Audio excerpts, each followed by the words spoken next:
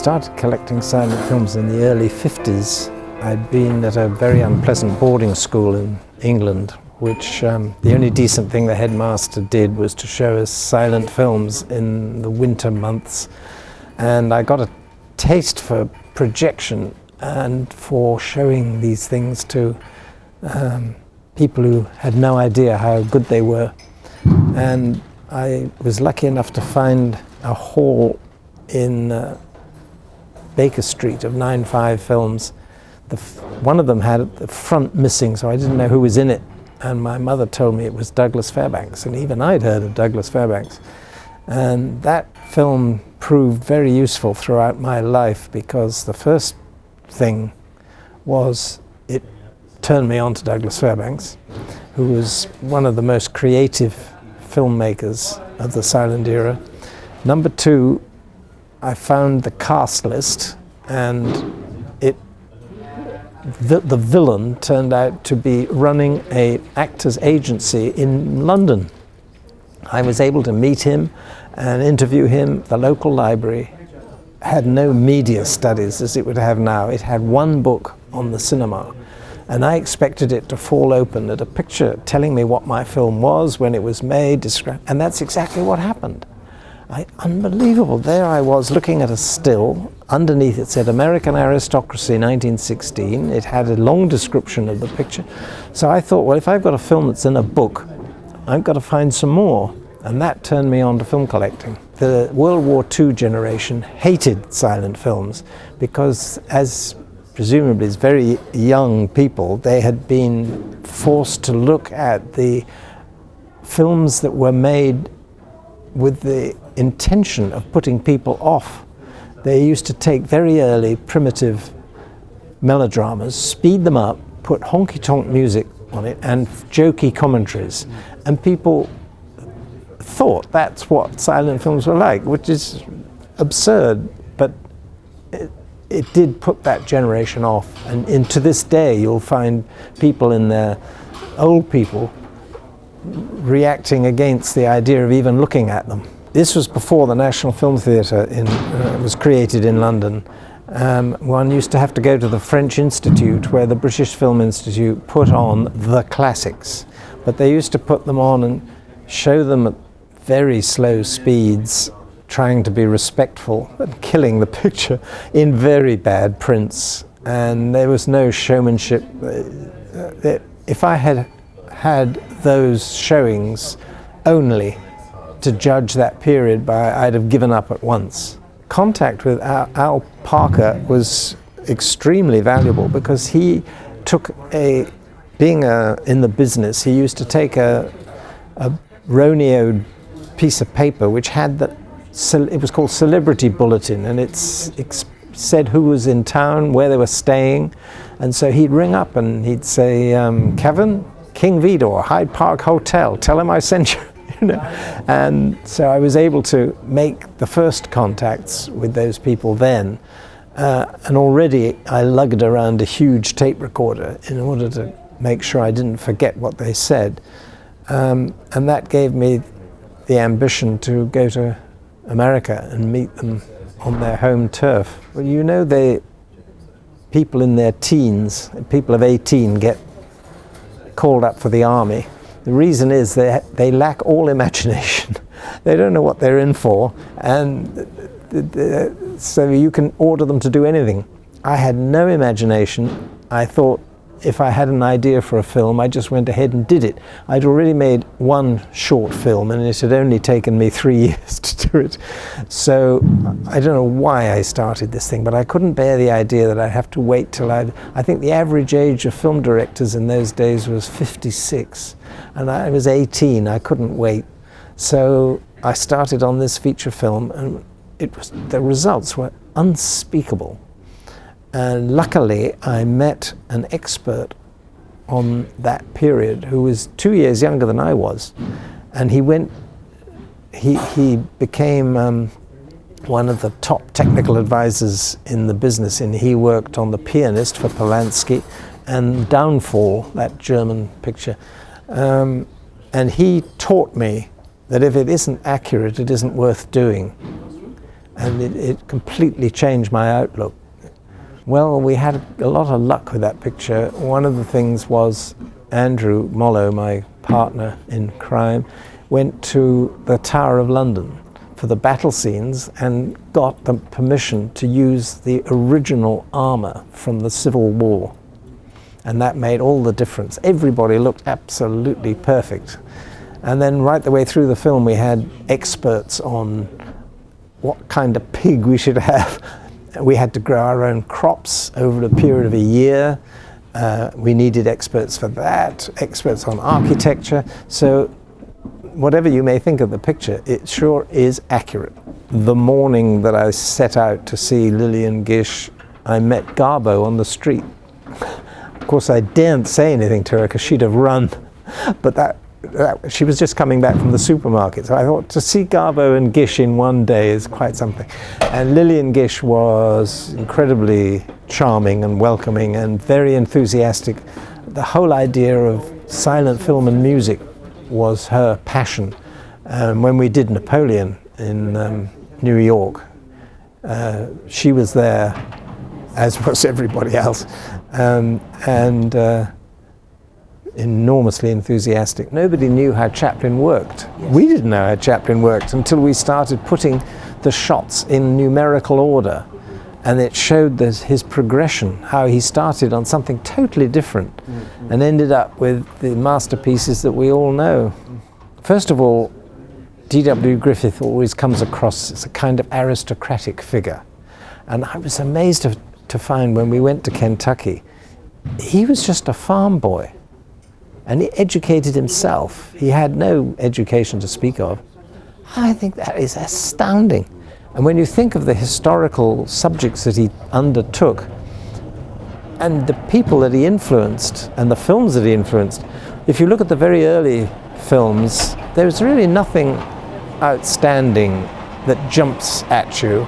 They talk about his technical innovations, but other people were doing technical innovations too. I can't think what he came up with that was special, except that everything he did better, and he had more feeling for the characters, and so they came across as people to these vast audiences who fell in love with them and made them the most successful films of their time. And then he did, I mean, with his unfortunate film, The Birth of a Nation, it gave the industry a pride in their work. They suddenly realized that they were not just part of a vaudeville routine, which they had been up to then. They were making serious dramas. He was an extraordinary character, and it's very sad that this great man wasn't allowed to keep going in the same way as at the beginning of his career, because you can see sound really didn't suit him, and it was like a painter being forced to take up sculpture. The Birth of a Nation caused a tremendous degree of anger among black people and their white supporters, because it twisted the history, and also it made heroes of the Ku Klux Klan, who were a pretty disgusting bunch. And unfortunately, it was also a brilliant film, probably the most brilliant film that had been produced up to that time. So you couldn't ignore it, but there were minor riots, and I interviewed a black actor, William Walker, who was desperately upset by it. And he remembered shortly afterwards the Ku Klux Klan marching through his town in Indiana. So you have to admit great work of art, which led partly to the revival of the Klan, which in the 1920s had 4 million members. And the lynchings that happened, the thousands of often innocent men were hanged. He had the chance of taking on Valentino, and he thought he was too foreign looking. But he did create a whole raft of stars like Richard Barthelmess. And don't forget Dorothy Gish is a comedienne. But people were very upset when he substituted for Lillian Gish an actress called Carol Dempster. And there was an antipathy towards her, which was probably due to the fact that everybody loved Lillian Gish so much they felt personally slighted that he didn't continue with her. But it was her decision to go to Inspiration Pictures and become independent and so on. So he wasn't as successful in that respect. But nonetheless, what he did in the early years was, I think, makes him unique. However, there is something, can I read something to you, which I think will surprise you about his attitude, read Birth of a Nation. Got to find this first. It's never where you'll want it. D.W. Griffith said in 1919, "There will never be a League of Nations until we cease regarding ourselves as the greatest people on earth. Until we stop speaking of foreigners, wops, chinks, etc.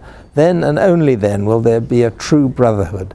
Until that time, the League of Nations will indeed only be a scrap of paper." Griffith surrounded himself with Germans.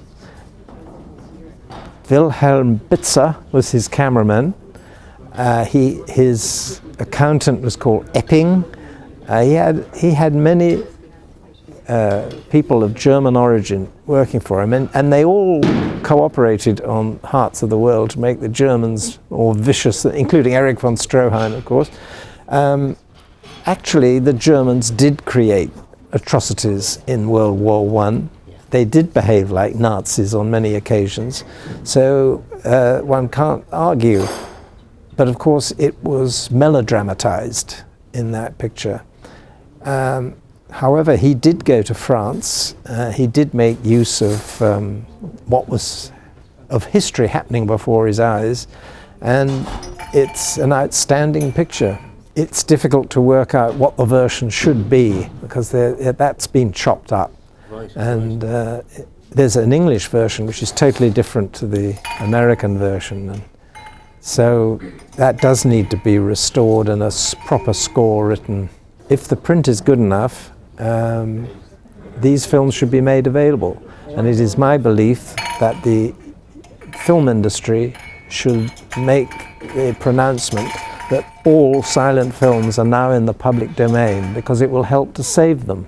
And it really tells you a lot about a film industry that has no interest in the silent film, and it won't let you have them. One Sunday I was dozing and I dreamt I went to Hollywood, hadn't been there yet, and I was being shown around the motion picture home by D.W. Griffith, of course, only the best, and he was showing me who was in this room, a great cameraman, that room, a great editor, and the telephone rang at the end of the corridor, and I woke up and the telephone was ringing outside my bedroom, and down the corridor I went, picked up the telephone, and it was Harold Lloyd. So that was my introduction to Harold Lloyd. I went over to the Dorchester Hotel that same Sunday morning, and that began a friendship that lasted till he died. Carl was the man who wrote the music for The World at War, so we expected a lot from him. And what was very impressive was how he tracked down the surviving musicians and found out how it was done. He himself comes from New York, so he comes from that area.